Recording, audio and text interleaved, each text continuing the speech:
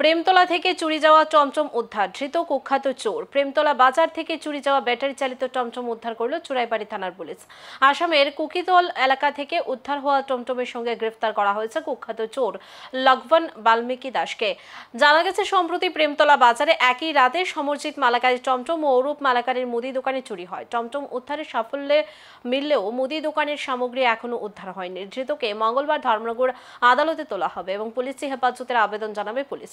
স্থানীয় ব্যবসায়ীদের দাবি, বাজারে বারবার চুরির ঘটনার নিরাপত্তা ব্যবস্থা নিয়ে আরো জোরদার করা হয়েছে। কয়েকদিন আগে এই চুরাইবাড়ি থানার 16 নম্বর কেস একটা টুকটি নিয়ে চুরি হয়েছিল। এটার ইনভলভ আমরা খবর পাইছি আজকে বাজারের চূড়ান্তরে কাঁঠাল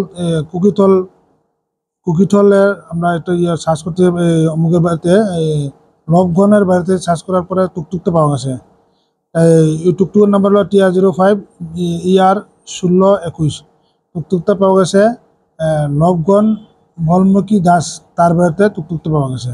ওই টুকটুকটা হলো আপনার এই চুরাইবাড়ি পিএস আন্দারে এই বাগন 4 নম্বর ওয়ার্ডের। তার মালিক আসছিল বিশ্বজিৎ মালাকার, বাগন 5 নম্বর ওয়ার্ডের। দোকান একজনের পাশের দোকানটার চুরি হয়েছিল, বুসিমার কয়েকটা তেল টুল আর কিছু সাবান টাবান বেরিয়ে নিয়েছিল। চলবো তারা আমরা এত করে আনছে থানাতে আনা হয়েছে, চুরাইবাড়ি থানাতে তারা অ্যারেস্ট করছে, এবার তারা ইনভেস্টিগেশন করা হবে।